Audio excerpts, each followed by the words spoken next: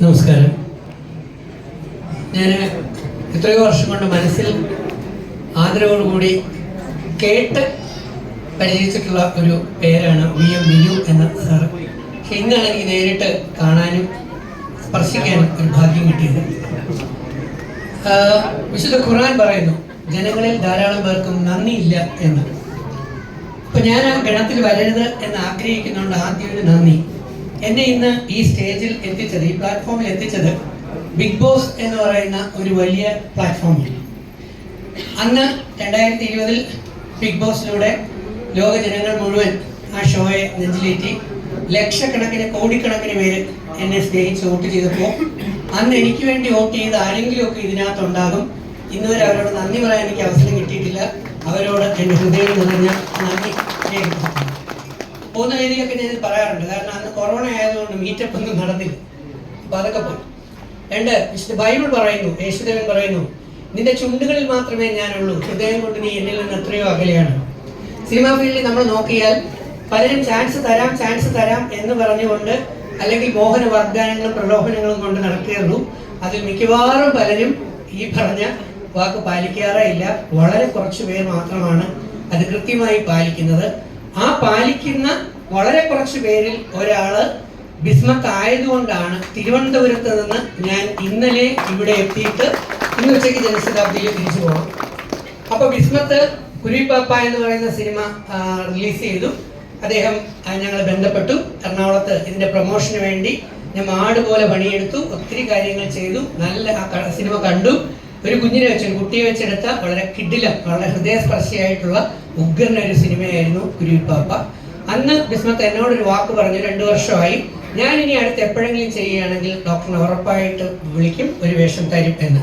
പക്ഷെ എനിക്ക് ഭഗവത്ഗീത അറിയാം എന്നുള്ളതുകൊണ്ട്, ഗീതയിൽ കൃഷ്ണൻ പറയുന്നു, നിഷ്കാമ കർമ്മം, ആരിൽ നിന്നും ഒന്നും പ്രതീക്ഷിക്കാതെ പ്രവർത്തിക്കുക. ഞാൻ ഇന്ന് ഇവിടെ വന്നത് ബിസ്മിത്തിന്റെ സിനിമയിൽ ചാൻസ് പ്രതീക്ഷിച്ചുകൊണ്ടേ അല്ല.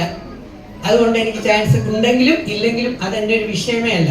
പക്ഷെ ബിസ്മിത്ത് എന്ന് പറയുന്ന പുള്ളിയുടെ ആ വാക്ക് കൃത്യമായി പാലിക്കുക. അദ്ദേഹം എന്നെ മറക്കാതെ വിളിക്കുകയും, അതുകൊണ്ട് തന്നെ ഒരു 3-4 സിനിമകളുടെ പൂജ കോഴിക്കോട് വെച്ച് എന്നെ വിളിച്ചിട്ടുണ്ടായിരുന്നു. എനിക്ക് ഇതുവരെയും അതിൽ പങ്കെടുക്കാൻ പറ്റിയിട്ടില്ല. എൻ്റെ ജീവിതത്തിൽ ആദ്യമായിട്ടാണ് കേരളത്തിലെ ഏറ്റവും മനോഹരമായ മലബാർ ഏരിയയിൽ ഈ കോഴിക്കോട് ഈ ഒരു പൂജയിൽ, ബിസ്മിത്തിന്റെ പൂജയിൽ എനിക്ക് പങ്കെടുക്കാൻ ഇവിടെ വരാൻ കഴിഞ്ഞതും ഇത്രയും നല്ല മനസ്സുള്ള ധാരാളം പേരെ കാണാൻ കഴിഞ്ഞതും. ഒരു വാക്കൂടെ പറഞ്ഞുകൊണ്ട് ചുരുക്കുന്നു. ഞാനിപ്പം സിനിമ ഇൻഡസ്ട്രി തന്നെയാണ്. ഭാവിയിൽ വരാൻ പോകുന്ന സമയത്ത് DRK പ്രൊഡക്ഷൻ, ബിഗ് ബോസിലൂടെ നിങ്ങൾ എനിക്ക് തന്ന ടൈറ്റിലാണ് doctor Rajith Kumar. DRK production കഴിഞ്ഞ ദിവസം അതിന്റെ ടൈറ്റിലൊക്കെ VFX-ലൊക്കെ റെഡിയാക്കി എടുക്കുന്നുണ്ടായിരുന്നു.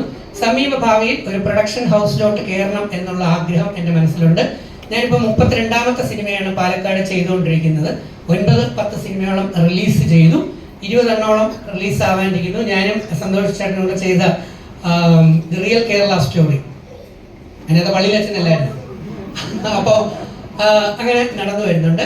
അക്കൂട്ടത്തിൽ പോകുന്ന സ്ഥലങ്ങളിലെ എല്ലാം പഠിക്കാനും കൂടെ ഒരു ശ്രമമാണ് ഞാൻ നടത്താറുള്ളത്. കാരണം എപ്പോൾ വേണമെങ്കിലും കുത്തുവാള എടുത്തു പോകാൻ പറ്റുന്ന ഒരു ഫീൽഡാണ് സിനിമ എന്ന് പറയുന്ന സംഗതി. പഴയ പ്രൊഡ്യൂസർമാര്, ഡയറക്ടർമാര്, പ്രൊഡക്ഷൻ കൺട്രോളർമാര്, റൈറ്റർമാരിൽ പലരും ഇന്ന് കണ്ണുനീരുമായിട്ട് നടക്കുന്ന കാഴ്ചകളും കാണാറുണ്ട്. എന്നാൽ ഗംഭീര വിജയം നേടിയിട്ടുള്ളവരുണ്ട്. അതൊരു ദൈവാനുഗ്രഹമാണെന്ന് വിശ്വസിക്കുന്ന ആളാണ് ഞാൻ. ഈ കലയാണ്, കലയ്ക്ക് ഒരു പ്രത്യേക ദൈവാനുഗ്രഹം വേണം എന്ന് ഞാൻ ഉറച്ചു വിശ്വസിക്കുന്നു.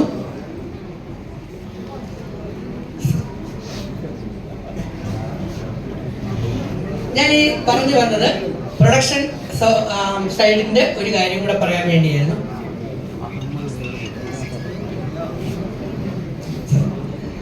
40 കോടിയുടെ ബഡ്ജറ്റിൽ ഒരു പടം എനിക്ക് ചെയ്യാൻ ഭാഗ്യം കിട്ടി. നടികർ എന്ന് പറയുന്നതിൽ ടൊവിനോ സാറിനോടൊപ്പം നല്ലൊരു വേഷം എനിക്ക് ചെയ്യാൻ പറ്റി.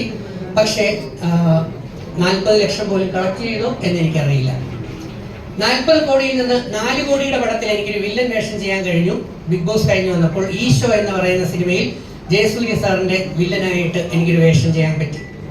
4 കോടി പ്രൊഡ്യൂസ് ചെയ്ത അരുൺ നാരായണൻ സാറിന് 10 കോടി രൂപയായിരുന്നു OTT വകയിൽ സോണി ലേവിലൂടെ കിട്ടിയത്. 40 ലക്ഷത്തിന്റെ കുറെ പടങ്ങളും ചെയ്യാൻ കഴിഞ്ഞിട്ടുണ്ട്. ഈ കഴിഞ്ഞ കുറച്ച് ദിവസം കൊണ്ട് 4 ലക്ഷത്തിന്റെ ഒരു 3-4 പടവും ഞാനിപ്പോൾ ചെയ്തു കഴിഞ്ഞു. ഇതിൽ നിന്ന് ഒരു കാര്യം എനിക്ക് മനസ്സിലായി, നമ്മൾ ഒന്നിച്ചു പിടിക്കുകയാണെങ്കിൽ നല്ല രീതിയിൽ ചെറിയ ബഡ്ജറ്റിൽ ഗംഭീര പടങ്ങൾ കാണാൻ പറ്റും എന്ന്, സൃഷ്ടിക്കാൻ പറ്റുമെന്ന് കാണാൻ ആ വാക്കെന്റെ വന്നത്. ഇന്നലെ ഞാൻ ഇവിടെ കൈരളി ശ്രീ തിയേറ്ററിൽ ഒരു സിനിമ കാണാൻ കയറി, സമയമുള്ളത് കൊണ്ട് കയറി കുറച്ച് സമയം കഴിഞ്ഞതേ ഉള്ളൂ. ഇന്റർവെൽ ഇടവേള എഴുതി കാണിച്ചു. 3/4 മണിക്കൂർ കൊണ്ട് അത് തീർന്നു. അത് കഴിഞ്ഞ് അടുത്ത 3/4 മണി 1.5 മണിക്കൂർ കൊണ്ട് ആ പടം കഴിഞ്ഞു. ഞാനിപ്പോൾ 4 സിനിമയുടെ AD ആണ്, അസിസ്റ്റന്റ് ഡയറക്ടറാണ്, ഒരു സിനിമയുടെ പ്രൊഡക്ഷൻ ഡിസൈനറാണ്, ഒരു സിനിമയുടെ കാസ്റ്റിംഗ് ഹെഡ് ആയിരുന്നു. കാരണം വേറെ ജോലിയും കൂലിയൊന്നുമില്ല. 2020 ലാലേട്ടൻ എന്നോട് പറഞ്ഞു അടുത്ത 2 സിനിമകളിൽ ചാൻസ് തരാമെന്ന്. പക്ഷെ ഇതുവരേക്കും നടന്നില്ലെങ്കിൽ പോലും ജോലി ചെന്ന് റിസൈൻ ചെയ്യേണ്ടി വന്നു. ഈ വർഷമാണ് കോളേജിൽ നിന്ന് റിട്ടയർ ചെയ്യേണ്ടത്. പക്ഷെ സിനിമയെ പ്രണയിച്ചതുകൊണ്ട് 5 വർഷവും 1.25 കോടി രൂപയും പുല്ലുപോലെ വലിച്ചെറിഞ്ഞ് കളഞ്ഞിട്ട് സിനിമാ ഫീൽഡിൽ ഇറങ്ങിയിട്ട് ഇപ്പോൾ ഒരുവിധം തെണ്ടിത്തിരിഞ്ഞിങ്ങനെ നടക്കുന്ന ഒരാളാണ്. പക്ഷെ ചെയ്യും കയറും, അതിന് സംശയമൊന്നുമില്ല. അപ്പൊ ഞാൻ ആ സിനിമ കണ്ടപ്പോൾ, സിനിമയുടെ പേര് പറയുന്നില്ല, അവിടെ ഉണ്ട് സിനിമ. എന്റെ കണക്കൂട്ടലനുസരിച്ച് ഒരു 2 ലക്ഷം രൂപ 3 ലക്ഷം രൂപയായി കാണുമോ എന്ന് എനിക്കറിയില്ല ആ സിനിമയുടെ ഷൂട്ടിങ്ങിന്. അപ്പൊ നല്ല പടങ്ങൾ ചെറിയ ബഡ്ജറ്റിൽ ചെയ്താലും ഗംഭീര വിജയങ്ങൾ നടത്താൻ പറ്റും എന്ന് ഞാൻ അതിൽ നിന്ന് മനസ്സിലാക്കുന്നുണ്ട്. ഇത് പറഞ്ഞ കാരണം ബിസ്മിത്തും അതുപോലെയുള്ള പ്രൊഡക്ഷൻ ടീമും റെയിൻബോ പ്രൊഡക്ഷൻസും ആളാണ് എന്നറിയില്ല, ഒരുപക്ഷെ ഇവരൊക്കെ തന്നെ ആയിരിക്കാം. എല്ലാവരുടെ കൂട്ടായ്മയിലാണ് ഇപ്പം നടക്കുന്നത്. ആ പ്രൊഡക്ഷൻ ടീമിനും ശ്രദ്ധിച്ച് സൂക്ഷിച്ച് ആർഭാടങ്ങൾ കാണിക്കാതെ ദുർവിനിയോഗങ്ങൾ നടത്താതെ എല്ലാ മേഖലയിലും വളരെയധികം സൂക്ഷ്മതാബോധത്തോടെ, ഈ 3 വാക്കുകളും ഖുറാനിലെ വാക്കുകളാണ്, വേദം അറിയാന്നുള്ളതുകൊണ്ട് പറഞ്ഞു എന്നുള്ളേ ഉള്ളൂ. ശ്രദ്ധാപൂർവ്വം നമ്മൾ പോവുകയാണെങ്കിൽ ഈ സിനിമ ഏറ്റവും വലിയൊരു ഗംഭീര വിജയമാക്കി മാറ്റാൻ കഴിയും എന്ന് ഞാൻ പൂർണ്ണമായി വിശ്വസിക്കുന്നു. ആ ശ്രദ്ധയോടുകൂടി മുന്നോട്ട് പോയി ഈ രക്തരേഖ എന്ന് പറയുന്ന സിനിമ ഒരു വലിയ വിജയമായി മാറട്ടെ എന്ന് ആത്മാർത്ഥമായി പ്രാർത്ഥിക്കുന്നു. വിസ്മിത്തും എന്നെ മറക്കാതെ ഇവിടെ വിളിക്കാൻ മനസ്സ് കാണിച്ചതിന് വിസ്മിത്തിനോടും നന്ദി പറയുന്നു. Thank you.